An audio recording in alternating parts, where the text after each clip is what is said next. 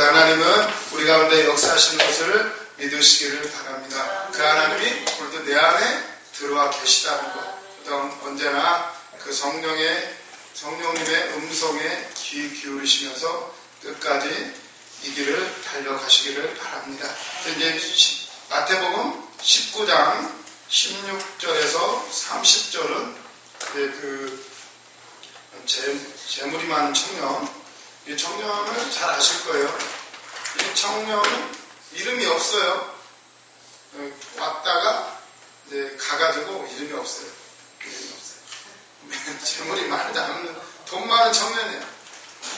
왜 이름이 없을까? 나사로, 거지 나사로는 이름이 있어요. 거지인데도. 근데 이 돈 많은 청년은 돈이 많은데도 이름이 없어요. 왜 그럴까요? 굳이 기록할 필요가 없어요.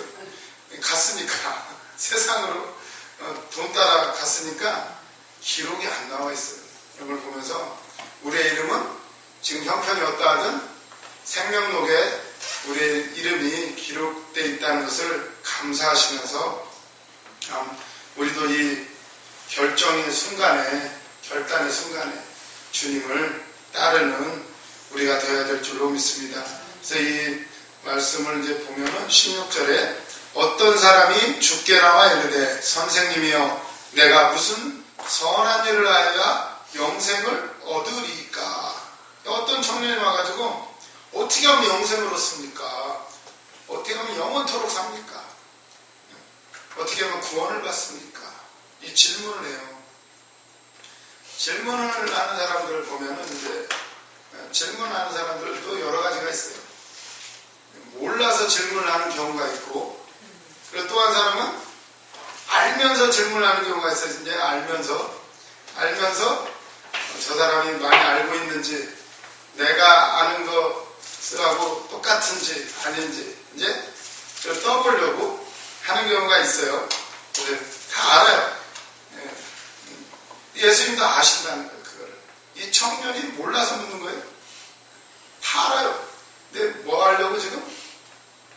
어떤 면에서 이 청년을 보면 자기 지금 자랑하려고 그러는 거예요. 나는 이만큼 알고 나는 다 한다. 어떤 계명이냐?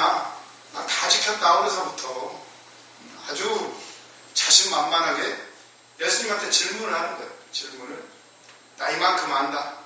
근데 학교 다닐 때 보면은 교수님한테 점수 따려고 이제 그럴 경우도 있어요. 막 질문을 하면서 질문인데 굉장히 어려운 질문을 하는 거죠.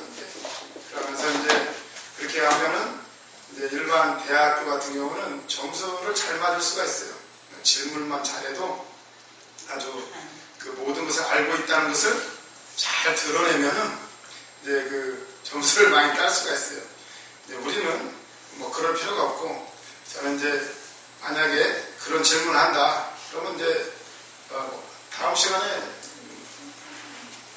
시켜보는 거죠. 이제 당신이 한번 설명을 해봐라. 나 잘 모르니까.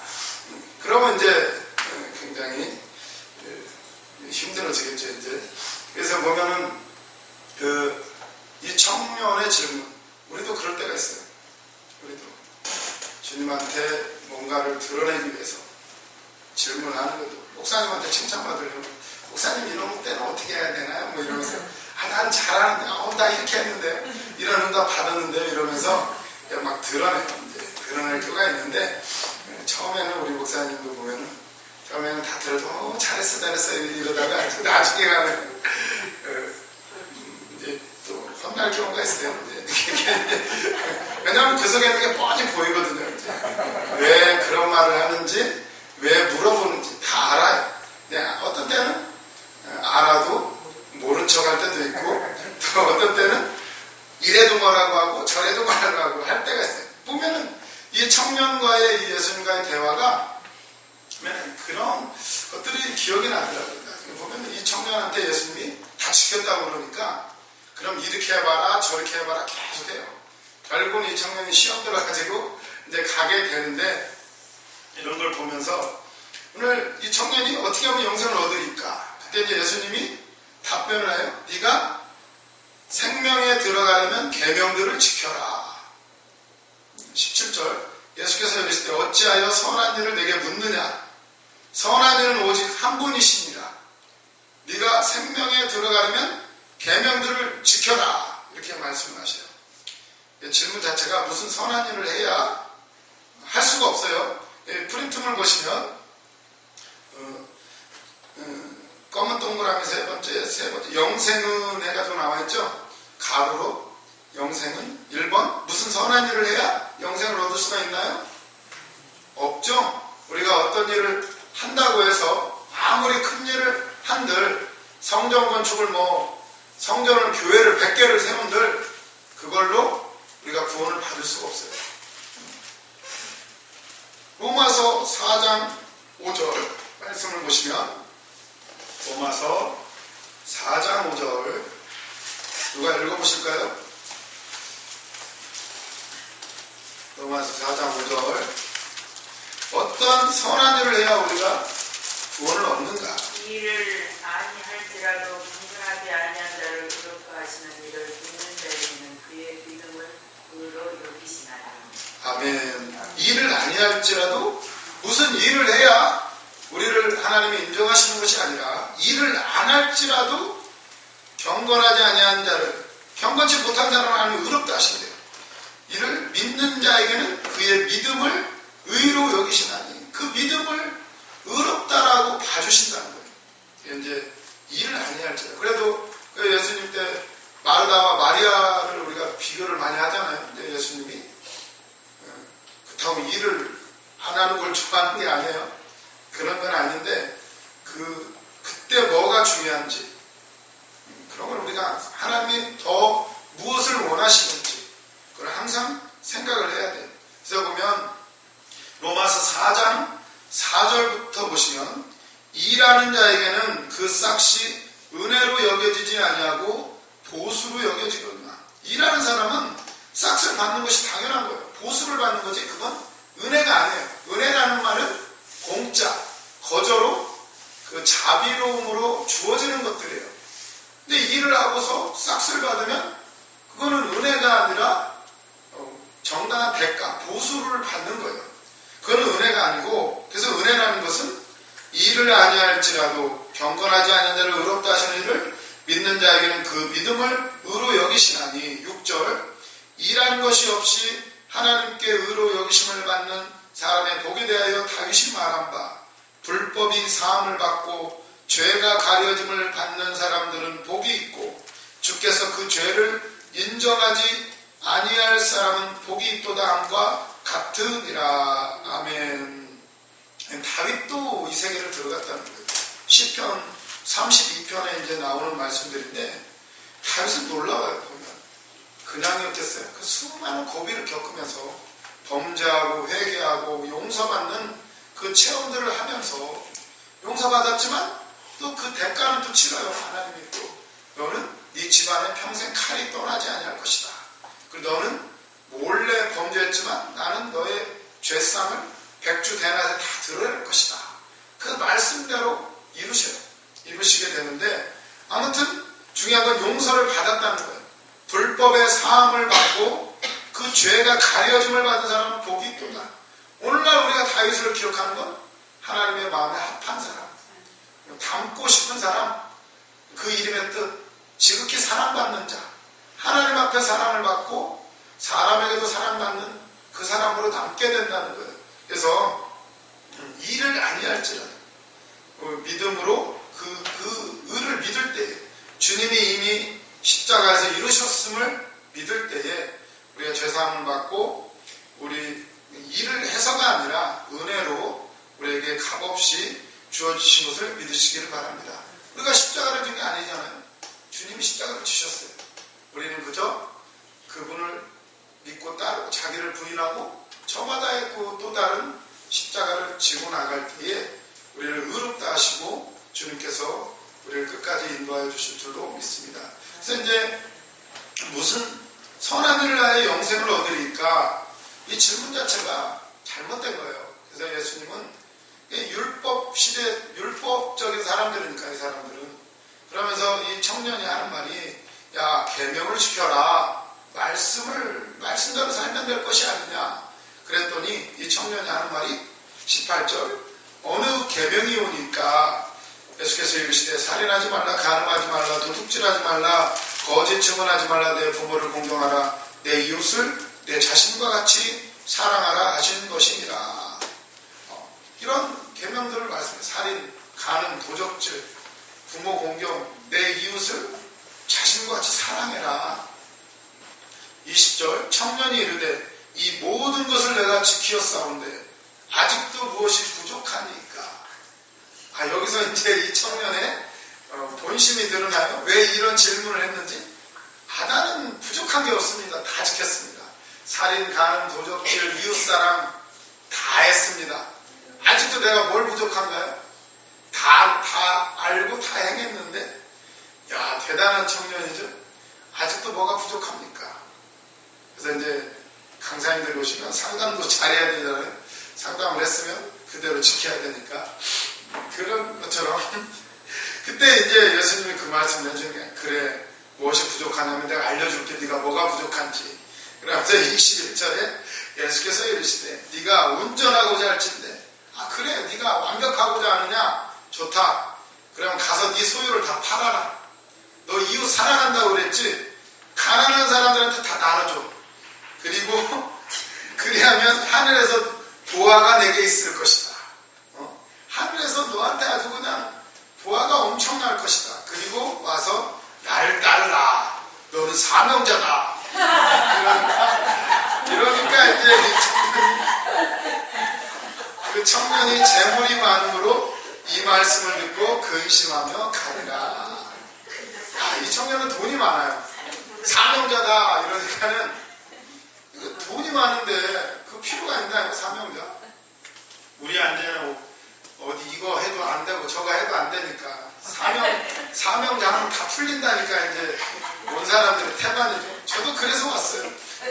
사명자라고 했다. 뭐 시험 봐도 떨어지고 어차피 이제는 오갈 데도 없고 일을 하자니 배운 기술이 있어요. 뭐가 있어요? 땅을 파자니 부끄럽고 빌어먹자니 부끄럽고 땅을 파자니 힘도 없고 뭐 일을 해봤어야 일을 하죠.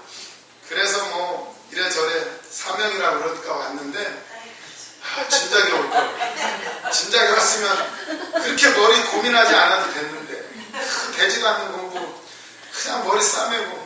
성경은 얼마나 재밌어요. 기도하면 다 알려주시는데 하나님이 쉽게 공부해도 안 되는 거 기도하면 하나님 말씀을 주셔요. 너무 쉽지 않나요?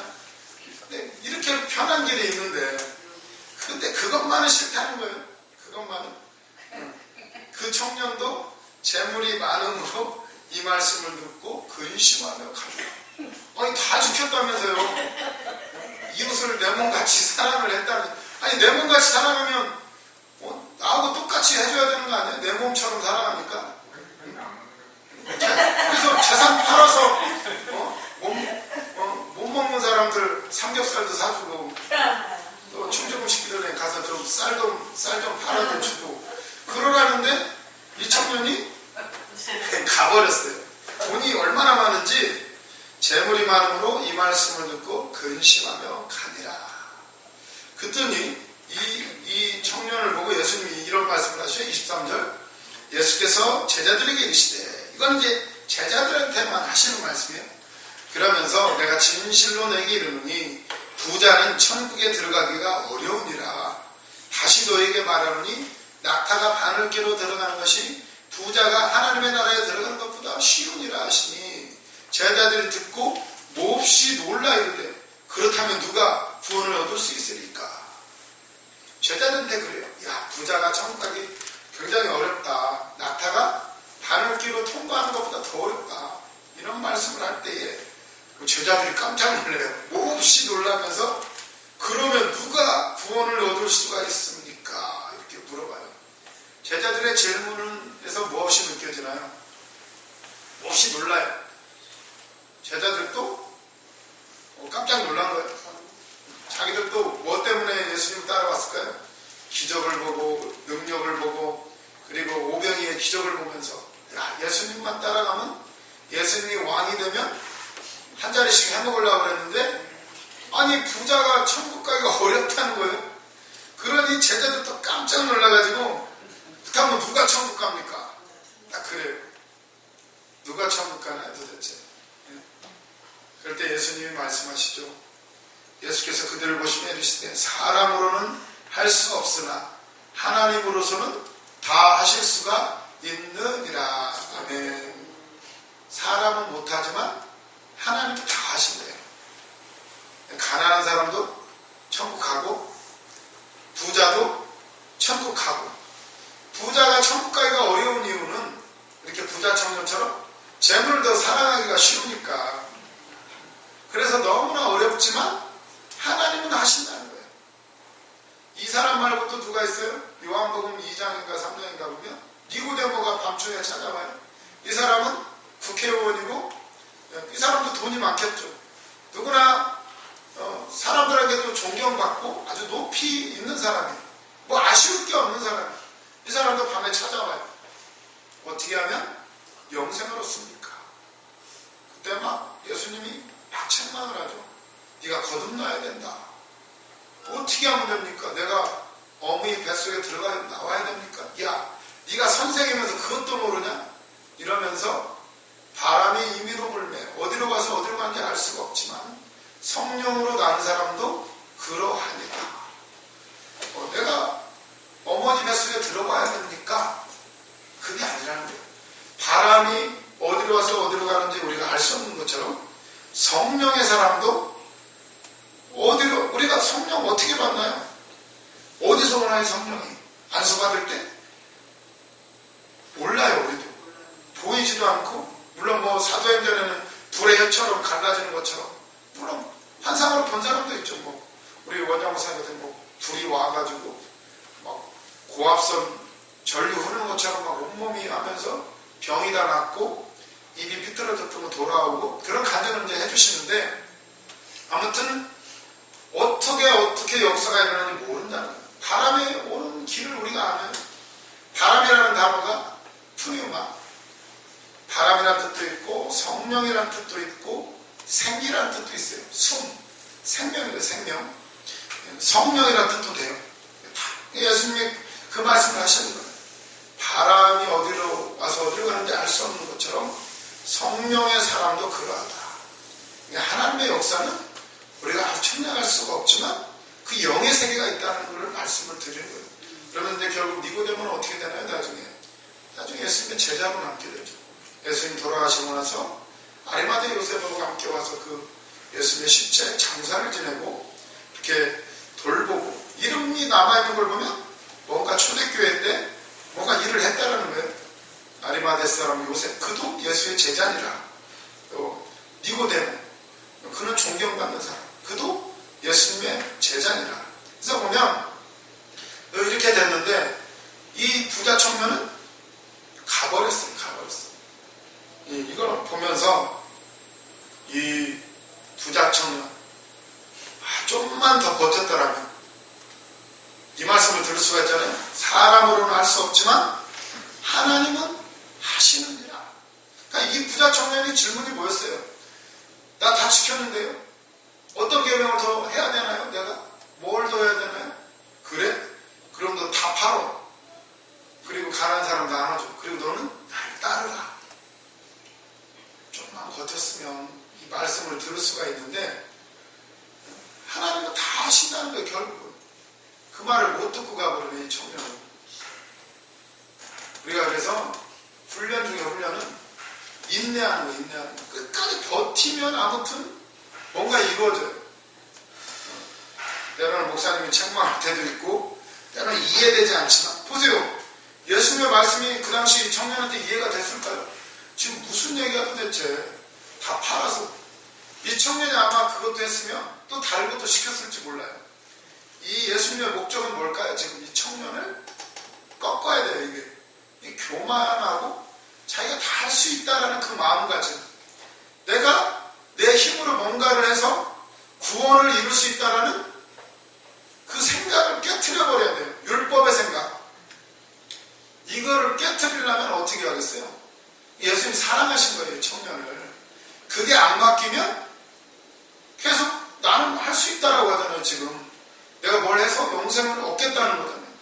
계속 깨트리는 거. 그래 네가 그럼 이것도 해봐. 아마 이 청년이 재산 팔았으면 그 다음에 또 다른 것도 시켰을 거예요. 뭘 시켰을지 몰라요. 뭘. 그러지만 이 청년은 가버렸어요. 차라리 이 청년이 조금 더 버티든지 아니면 주님 앞에 엎드려서 주님 나 그건 못하겠네요. 내가 다른 건 다 되는데 난 돈을 너무 사랑해서 그래도 먹고 살아야 되잖아요. 주님. 근데 영생 얻고 싶어 주님 알려주세요. 나 못합니다. 내 힘으로 못합니다. 이렇게 기도했으면 예수님이 그래 그 말이 맞다. 네 힘으로 안 돼. 네가 행함으로 안 돼. 그러나 하나님은 하셔. 하나님이 육신을 입고 이 땅에 내려오셔서 내가 그래서 온 거야. 나를 믿어. 내가 너를 위해서 죽었음을 믿고 내가 부활했음을 믿고 믿으라고 이렇게 못한다고 하면 알려주시는데 우리가 할 수 있다라고 하면 주님은 계속 내버려 두셨고 그래 해봐. 해볼 때까지 해봐. 그래서 내버려 두는 거예요. 말 안 듣는 사람들 내버려 두는 거예요. 그냥 한번 네 마음대로 해보라고. 그러나 그때 그래서 복 중의 복은 순종하는 거예요. 순종하는 거예요. 이해되건 안 되건 일단 해보면 되는 거예요. 해보면.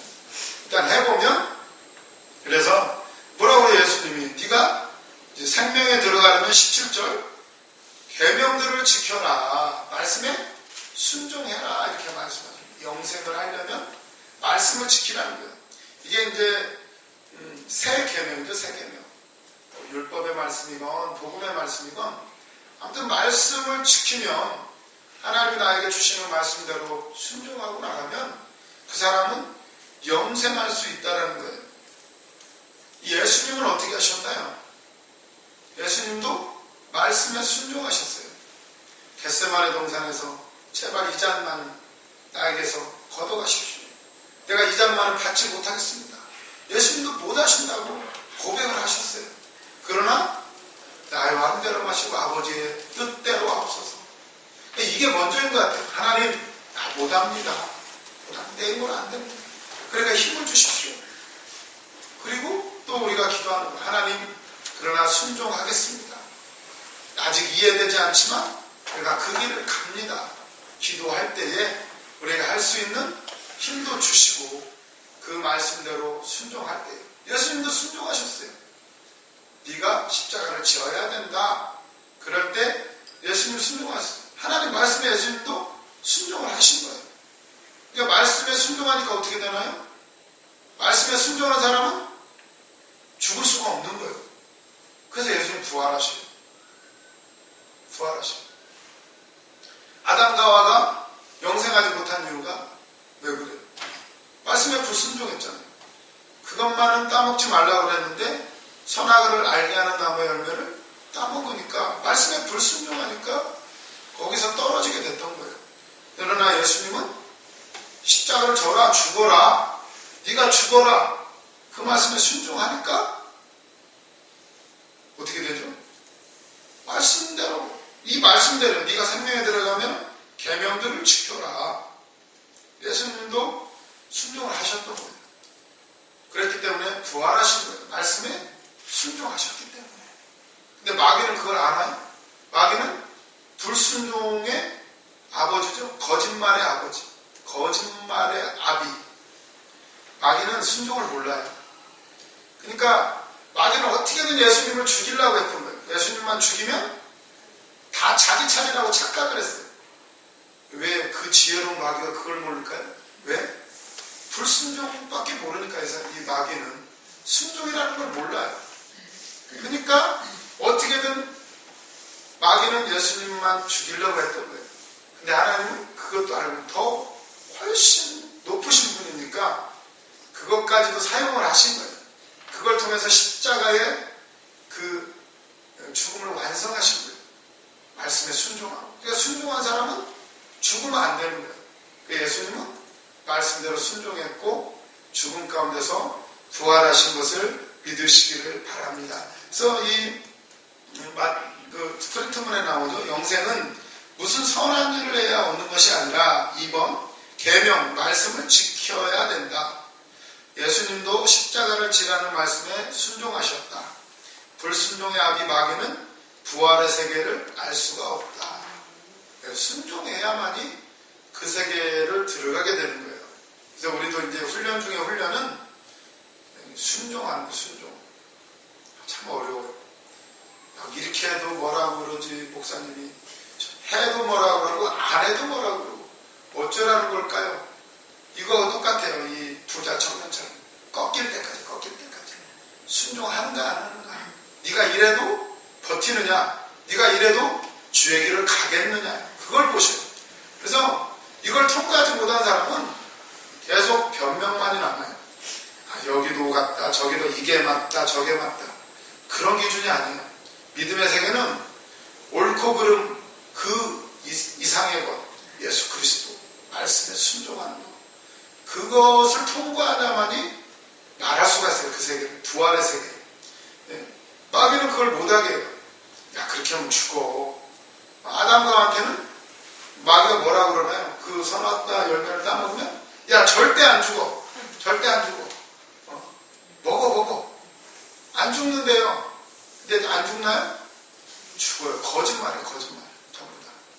근데 우리는 어떤가요? 예수님 뭐라고 하시나요? 우리한테 십자가를 지고 죽으라는 거예요. 죽으라는 거예요. 그럼 어떻게 될까요? 죽을까요?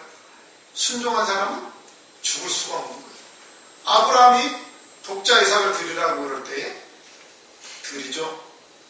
아브라함이 왜 드렸다고 나오나요? 저 히브리서에 이미 부활할 걸 알고 혹 죽을지라도 그는 메시는 이삭을 통해서 올 것이라고 하나님이 약속하셨기 때문에 그 말씀을 믿고 혹 죽을지라도 부활할 줄로 믿고 드릴 때에 하나님은 이미 그의 믿음을 받으시고 됐다! 이제 네 마음을 알겠노라. 건드리지 말아라. 그러면서 이미 여호와 이레의 하나님, 이미 양을 숲을 가운데 준비하고 계셨어요. 이미 하나님은 준비하고 계셨다는 거예요. 누구를? 예수 그리스도를 이미 준비하고 계셨어요. 그걸 보면서 참 이렇게 설명하기는 쉬운데 우리가 그게 보이나요? 올라갈 때는 양이 안 보였어요. 양이 안 보였는데 잠깐 양이 보일 수가 없는 거죠. 지금 온 정신이 아들 이삭한테가 있고 이걸 어떻게 하면 잡을까 드릴까 얼마나 이 마음이 집중을 했는지 양이 걸려있는 거 보이지 않아요. 우리가 주의 길을 갈 때에도 앞만 보고 나갈 때 보이지 않아요. 응답 보고 나갈 때 말씀 붙잡고 나갈 때 그 뒤에 있는 하나님의 계획 이미 준비해놓고 우리에게 복 주시려고 기다리고 계시는 그 하나님, 우리를 쓰시려고 준비하고 계시는 그 하나님 지금 보이나요? 왜 이 신학교를 와서 왜 이렇게 해야지? 이렇게 밤새 기도만 한다고 되나? 더 많이 배워야 되는 것 아닌가? 물론 배워도 될 수는 있지만 하나님이 우리를 여기로 부르신 이유를 알아야 돼요. 왜 많고 많은 곳 가운데 우리를 여기로 부르셨을까를 항상 생각을 하면서 더군다나 이 시대는 영의 사람이 더욱더 필요한 시대예요. 지식은 이제 넘쳐나요. 인터넷 치면 다 나와요. 지식적인 설교, 어떻게 해야 된다, 이렇게 해야 된다, 저렇게 해야 된다, 다 나와요. 그게 문제가 아니에요. 문제는 진짜 만난 사람, 주님의 말씀을 받아서 전할 수 있는 사람이 필요한 거예요. 오늘날 나에게 필요하고 이 사람에게 당장 필요한 말씀을 전해줄 수 있는 사람이 필요한 거예요.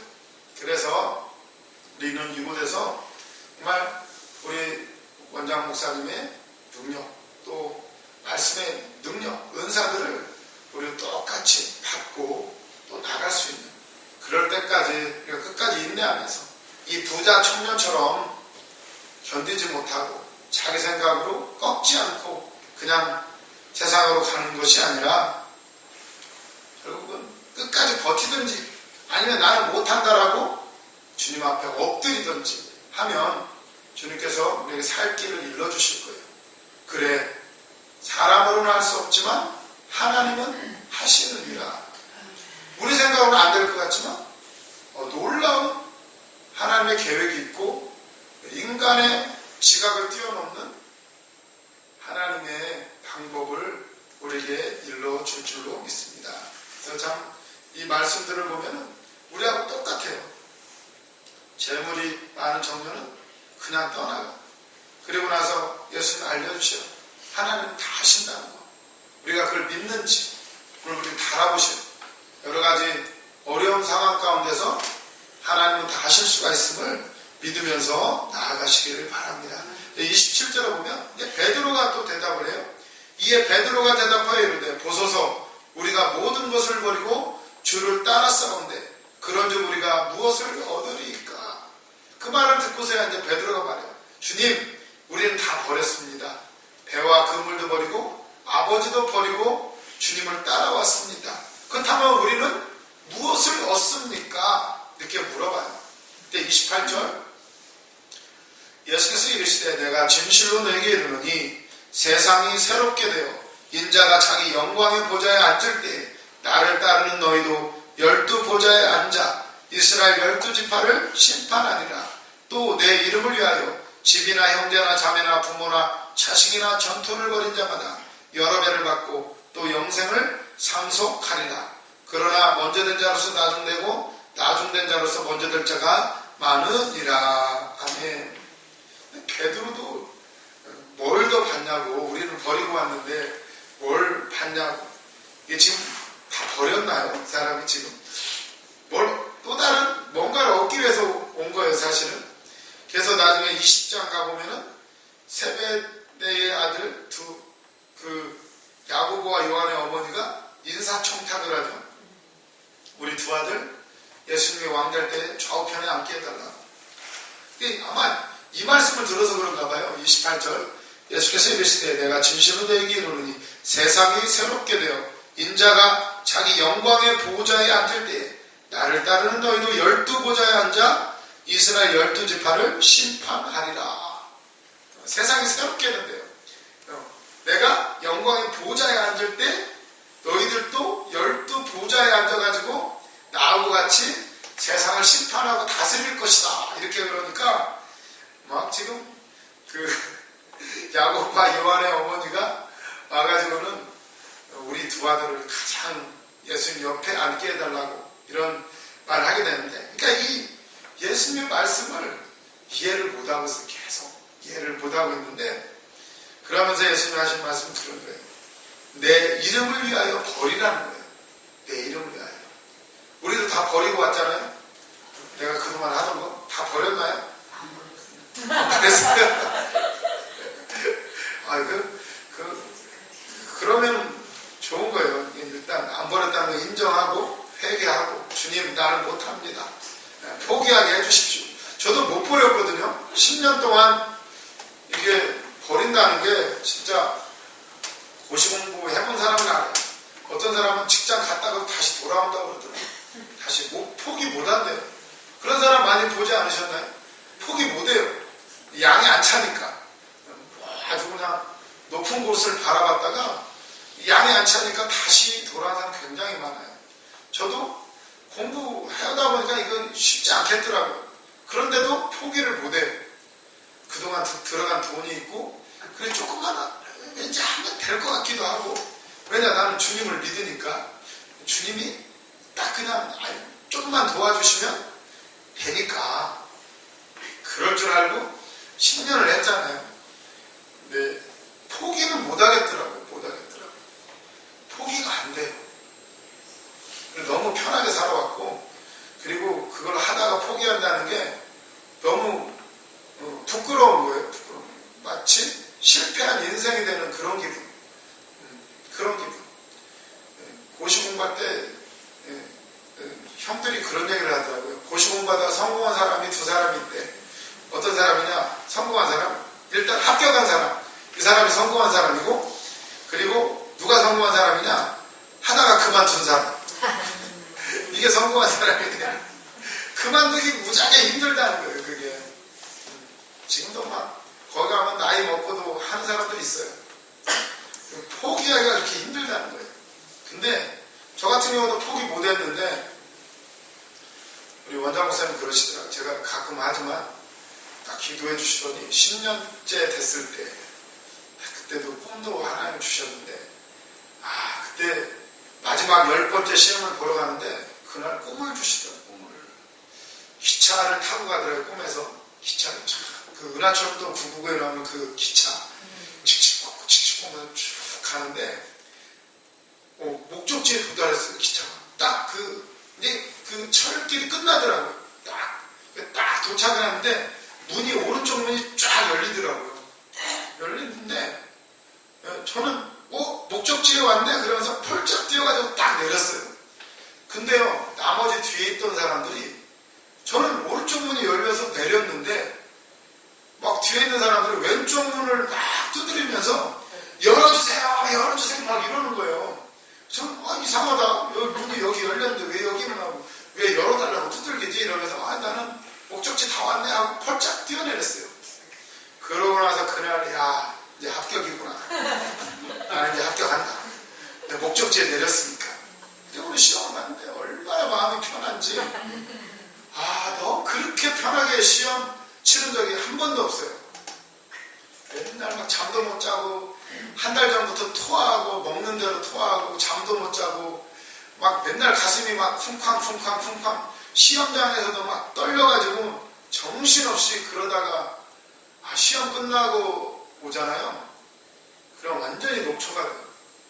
화장실 가서 소변을 보잖아요. 소변이 거짓말하면 진짜 새카맣게 나요.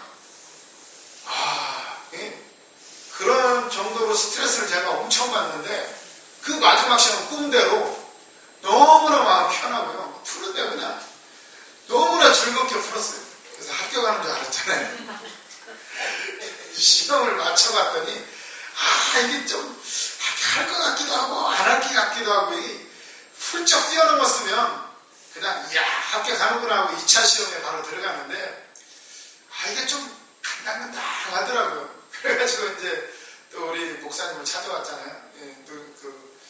사명 감별사가 있다고 그러니까 마지막에 찾아왔어요. 그래가지고 그때 이제 충족음식 기도원 개원을 했는데 가지고 딱 기도를 받았더니 합격한다고 그런데 대신 금식을 열흘을 해라 딱 그러시더라고요. 그래서 금식을 열흘을 했잖아요. 합격할 줄 알고 어차피 합격할 거니까 금식이나 하고 준비하려고 그랬더니 떨어져 버렸네요. 그러니까 이제 우리 그때 고충만 목사님 설교를 아주 잘 들었어요. 운명이란 무엇인지에 대해서도 막 설교 중에 다 나오고 제가 얻고 싶은 응답을 다 받았어요. 그 설교를 들으면서 이제는 내가 다시 공부를 하면 영화도 안 보고 비디오도 안 보고 열심히 공부만 해야지. 다짐을 하고 이제는 진짜 죽도록 공부해야지. 이러고 다짐을 했는데 우리 고충만 목사님께서 집에 가려고 그러는데 어떻게 결정을 했냐? 뭘 결정해요? 더 열심히 죽도록 공부하기로 제가 마음을 먹었습니다. 그랬더니 우리 목사님이 아닐 텐데 이러면서 집에 가서 다시 기도해봐 이러시더라고요. 불안하더라고요. 또 사명하라는 얘기인가? 아닌데 나 분명히 목사님 설교 들으면서 이 불타는 마음이 타올랐는데 나는 반드시 합격할 거야 이런 마음을 먹었는데 근데 집에 가서 딱 기도하기도 전에 책상에 있는 책들이 꼴도 보기 싫어지더라고요. 그리고 제 마음이 그냥 내가 왜 공부했지? 내가 뭐하러 이 길을 했지? 그냥 머릿속에 싹 지워져 버린 거예요. 그 뒤로 후회를 하지 않아요. 내가 합격을 했으면 저 열심히 했으면 어땠을까? 이런 고민을 안 해요. 그냥 싹 지워져 버렸어요. 이게 내려놓는다는 게 포기하게 하시는 것도 은혜더라고요. 너무나 감사한 거예요.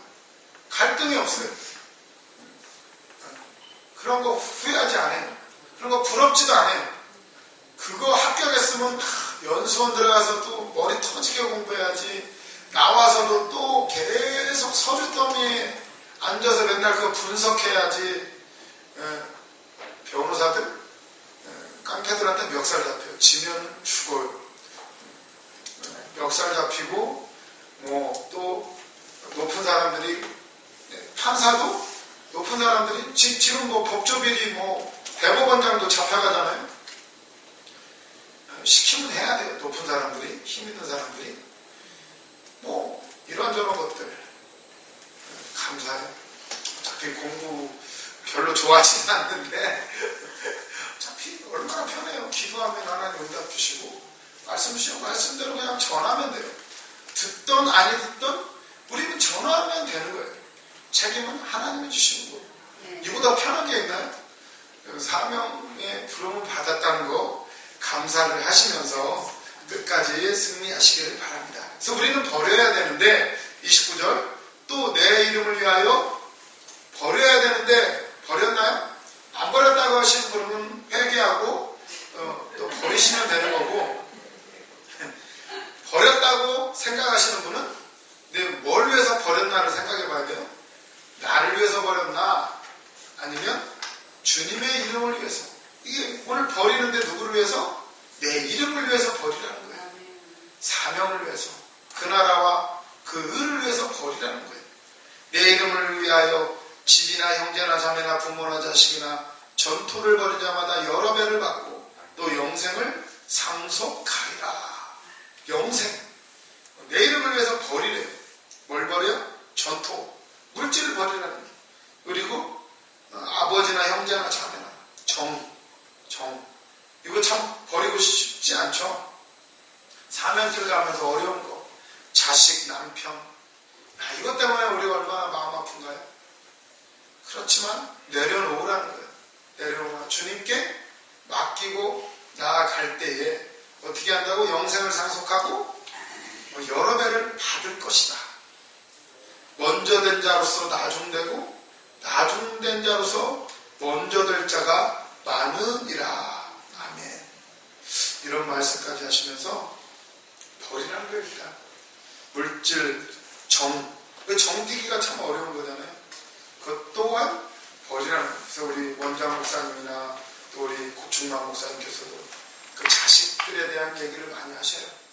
정말 힘들었지만 다시 세상으로 갔다가는 사명을 잃어버릴 것 같아서 매정하게 끊고 나아갈 때 다 하나님이 나중에 다 바꿔주셨노라고 되게 고백을 하게 되는데, 우리도 하나님 뭘 원하실까를 또 생각을 해봐야 돼요. 더 구하고 찾고 두드리고 또 목사님께도 여쭤보고 또 하나님 더 원하시는 거, 가장 하나님 뭘 원하실까. 어차피 내 힘으로 되는 건 없어요. 그래서 주님 앞에 맡기고 나아가셔서 정말 버린 자, 예수 그리스도의 이름을 위해서 버린 자 되어서 여러 배를 상속하며 영생을 상속하시는 여러분들이 다 되시기를 바랍니다. 그러면서 이제 19장을 마무리를 짓고요. 그러면서 이제 20장에 넘어가게 되면서 포도원 품꾼들의 비유를 해주셔요. 어떻게 버리며 어떻게 되는가. 먼저 된 자로서 나중되고 나중된 자로서 먼저 될 것이다. 이렇게 말씀하시면서 그러면서 이제 포도원의 비유를 해주셔요. 20장 1절 천국은 마치 품꾼을 얻어 포도원에 들여보내려고 이른 아침에 나가는 집주인과 같으니, 천국은 이거 같다는 거예요. 포도원. 천국을 이제 포도원으로 비유를 하면서 이른 아침에 사람들을 불러서 일시키려고 나간 집주인과 같은 거예요. 집주인. 그러면서 이제 2절에 보면 그가 하루에 한 데나리온씩 품꾼들과 약속을 하여 포도원에 들여보내고 또 제3시에 나가보니 장터에 놀고 서 있는 사람들이 또 있는지라. 그들에게 이르되 너희도 포도원에 들어가라. 내가 너에게 상당하게 주리라 하니 그들이 가고 제6시와 제9시에 또 나가 그와 같이 하고 제11시에도 나가보니 서 있는 사람들이 또 있는지라. 이르되 너희는 어찌하여 종일토록 놀고 여기 서 있느냐. 이르되 우리를 품꾼으로 쓰는 이가 없음이니이다. 이르되 너희도 포도원에 들어가라 하니라. 아멘. 다 부르는 거예요. 이른 아침 6시에 가서 부르고 또 제3시 3시라는 것은 9시죠. 9시 6시 12시에 또 나가고 9시 15시 3시죠. 3시에 나가고 제11시 5시. 이게 6시에 끝나잖아요. 보통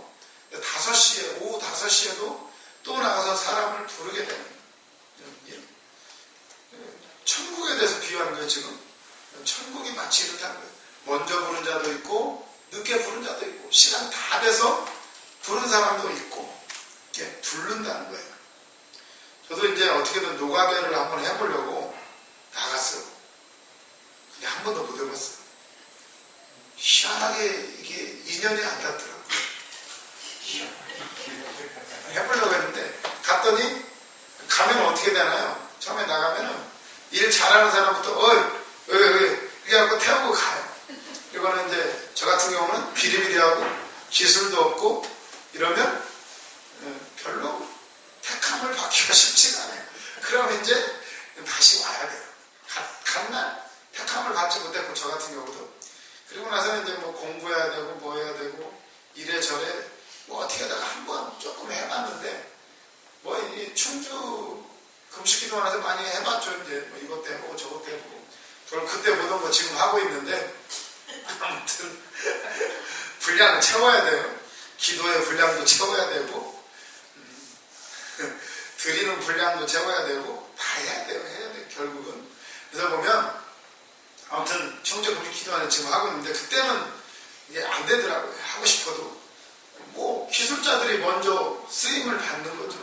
먼저 아니면 등치가 좋든가. 저는 뭐 비리비리한 데다가 뭐 어디에 쓰일 때가 있겠어요.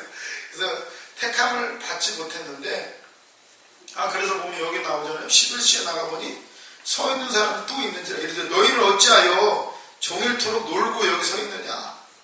7절 이르되 우리를 품꾼으로 쓰는 이가 없음이니이다. 이르되 너희도 포도원에 들어가라 하니라. 5시에 갔더니 또 있는 거예요. 그래서 너 왜 놀고 있냐고, 일 안 하고 놀고 있냐고 했더니 아무도 나를 써주는 사람이 없습니다. 그런데도 불러주신다는 거예요. 천국은 마치 이와 같다는 거예요. 뭘 다 불러주셔요. 세상에서 택함 쓰임 못 받는 사람도 이곳에 오면 다 써주신다는 거예요.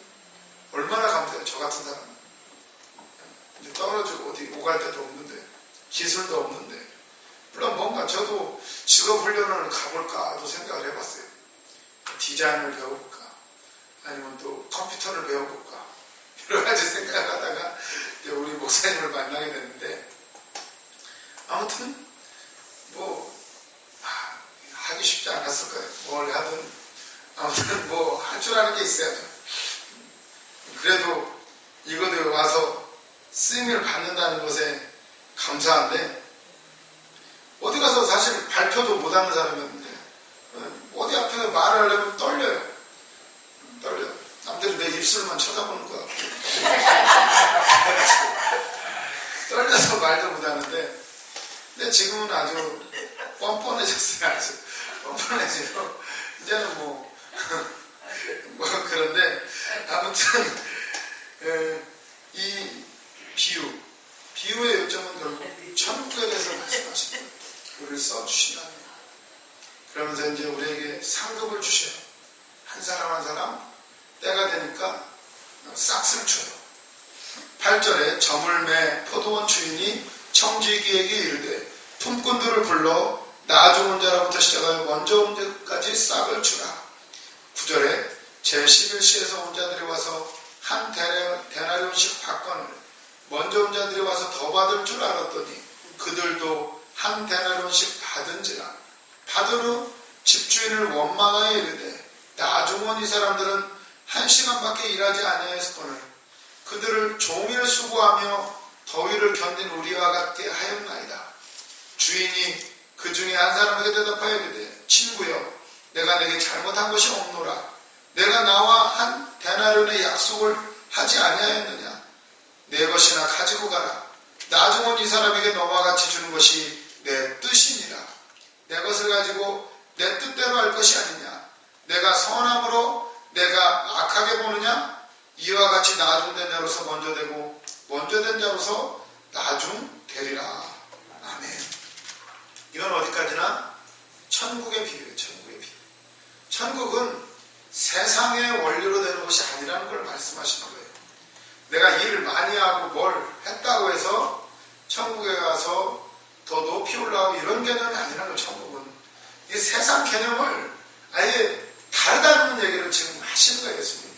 그거 그곳에 가면 어떻게 될지는 몰라요. 물론 뭐 갔다 온 분들이 뭐 집이 어떻게 되어 있고 뭐 어떻게 해야 된다는 무슨 많은 말들을 하지만 그 얘기는 결국 그곳에서 열심히 주를 위해서 살으라는 얘기지 그 땅에 갔을 때 어떻게 될지 우리는 다 몰라요. 각자에게 필요한 만큼만 하나님은 보여주시기 때문에 뭐라고 말할 수는 없어요. 아무튼 그렇지만 우리는 성경에 나온 대로 믿고 결국 우리가 예수 그리스도를 믿고 그래서 예수님이 비유를 들어주시면 천국은 세상의 원리가 지배하는 곳이 아니라 천국의 원리가 있다. 먼저 온 자나 나중된 자나 똑같이 한 대련원식을 받고 그리고 또 나중된 자가 먼저 될 수도 있고 먼저 된 자가 나중 될 수도 있다. 그러잖아요. 늦게 믿었지만 성령 불 받고 열심히 말씀대로 그대로 어긋나지 않고 가면 늦게 왔어도 크게 쓰임을 받을 수가 있어요. 근데 아무리 일찍 어려서부터 믿음 생활하고 또 뭐 몇 대를 믿었건 그에게 주시는 하나님의 말씀을 소홀히 여기고 뭐 그냥 물에 술 탄 듯 술에 물 탄 듯 그렇게 살아가면 뭐 구원은 받을지 몰라도 많은 것을 나중된 자가 돼버릴 수가 있다라는 거예요. 그래서 이제 일찍 부름 받은 사람은 어떤 면에서는 지금 여기서는 이제 유대인들 율법을 먼저 받은 자들을 의미할 수도 있어요. 그리고 이제 나중에서야 받은 사람들.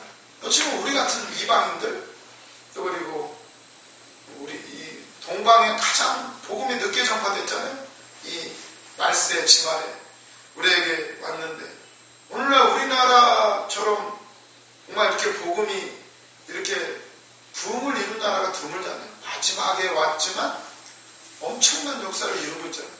물론 부작용도 많이 있지만 그것보다도 우리가 선한 눈으로 봤을 때 엄청난 일들을 이루었어요. 오히려 지금 영국이나 미국이나 이런 나라들은 막 뭐 성전이 다 무너져 내리고 뭐 술집으로 바뀌었다는 얘기도 많이 듣고 영국 같은 경우는 믿는 숫자가 지금 뭐 10%도 안 된다잖아요. 지금 10%.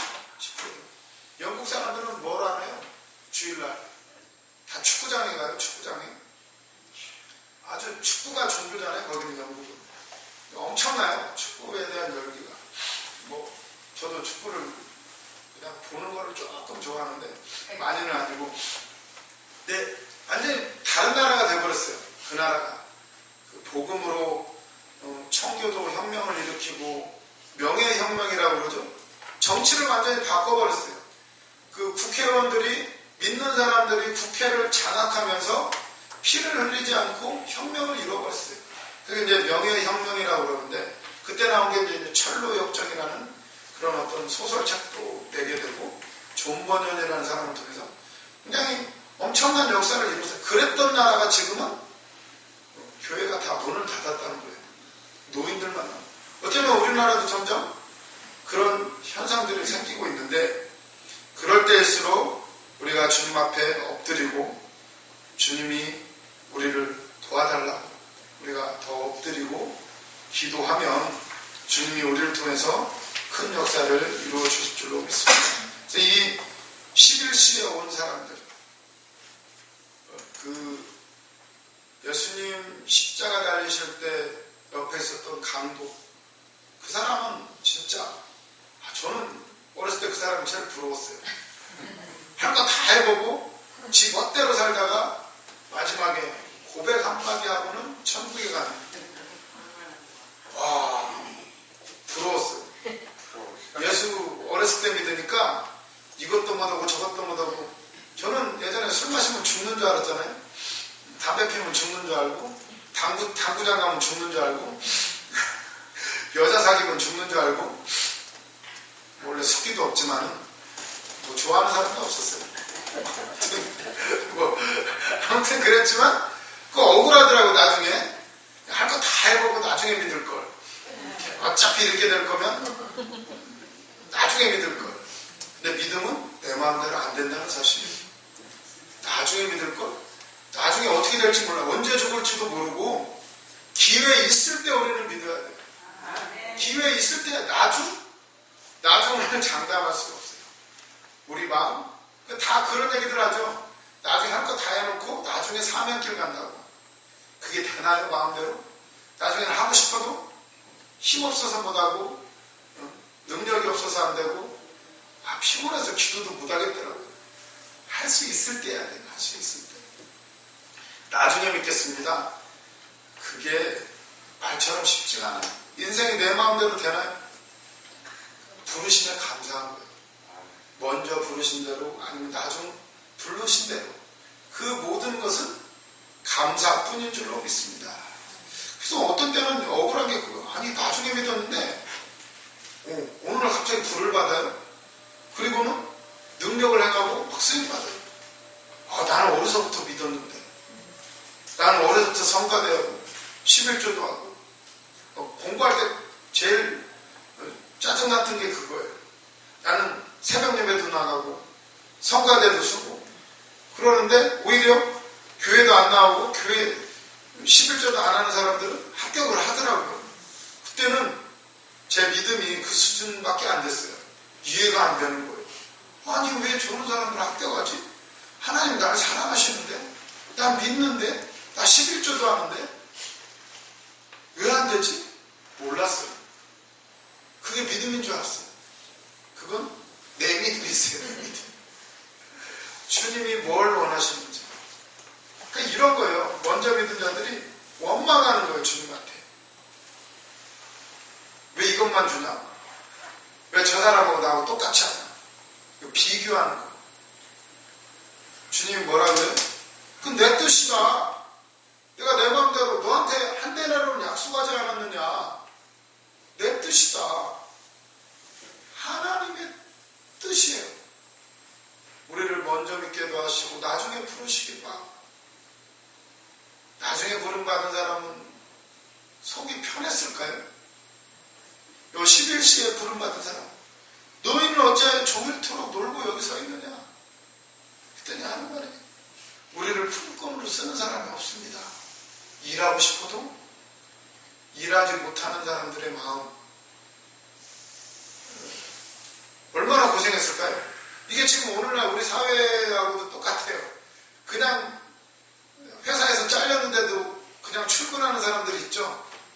집에는 직장 간다고 그러고 하루 종일 여기저기 돌다가 여보 나 퇴근했어 하고 들어오는 사람들. 그 심정은 어떨까요? 놀고 먹으니까 편할까요? 일하는데 얼마나 힘들어요. 아침부터 춥게 일하면 힘들잖아요. 근데 이 사람들 써주는 사람이 없어가지고 근데 이 사람은 대단해. 그 시장에서 계속 기다리고 있어요. 누가 나를 써주기를. 6시면 일이 끝나는데 5시까지 기다리고 있다는 건 대단하지 않나요? 이것도. 우리의 모습이에요. 이 영이 이 안에서 얼마나 기다렸을까요? 복음을.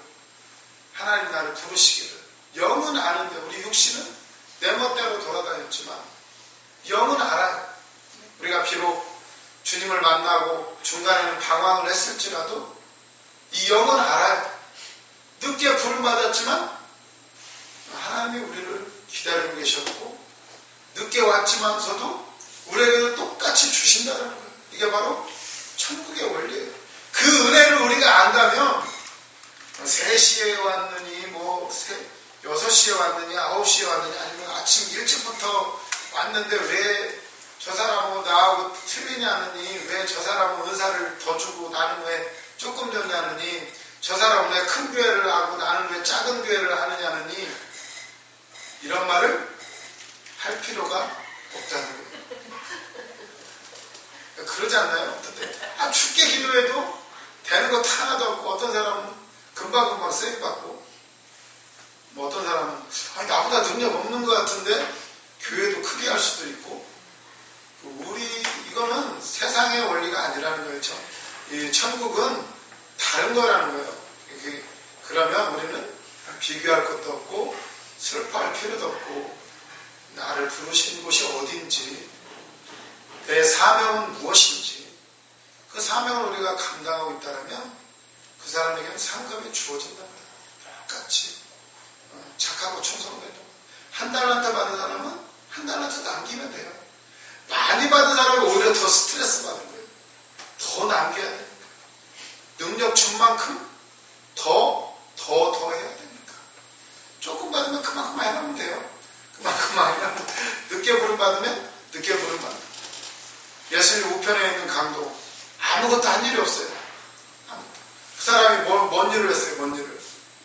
근데 하나님은 다 알고 계신 그 마음 중심, 애통하며 한 일이 없는 것에서 얼마나 후회를 했을까요?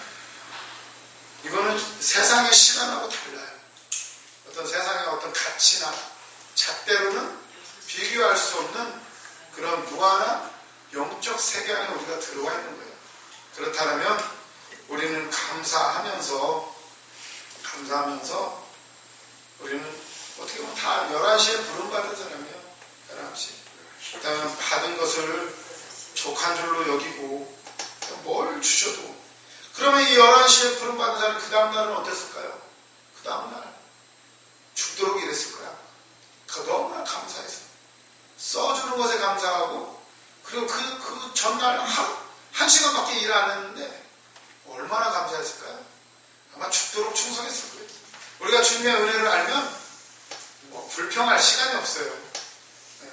비교할 시간도 없고 그냥 쓰임 받는다는 거, 그리고 내가 받은 은혜 한 대나는 똑같이 받았다는 거에 감사하면서 끝까지 승리하시기를 바랍니다. 그래서 신학교가 문제가 아니고 어느 재단 어디가 문제가 아니라 내가 진짜 주님을 만났는가, 나는 정말 그분의 부르심을 알고 그 은혜에 진짜로 감사하는가 생각하면서 오늘 또 기도하시면서 받은 대로 내 사명대로 충성하시면서 끝까지 승리하시기를 주님의 이름으로 축원을 드립니다. 기도하겠습니다. 하나님 감사합니다. 우리를 믿기만 하면 그대로 이루시고 믿음대로 이루시는 하나님, 일한 것이 없이 불법이 사하고 가려짐을 받은 자는 복이 있다라고 말씀을 하셨습니다. 우리가 많은 일을 한들 주님의 십자가에 비하면 우리가 그 앞에 아무 말 할 말이 없는 줄로 믿습니다. 주님, 나는 못합니다. 하지만 하나님은 다 하신다라고 말씀하셨사오니 우리가 그 말씀대로 믿고 나아갈 때 주님, 무능한 나를 통하여 주님 다 이루어 주시옵소서. 나를 통하여 주님의 능력을 드러내시고 병든 자 고치며 귀신을 쫓아내며 많은 억눌린 자를 자유롭게 하는 그 가장 귀한 일에 쓰임받게 하옵소서.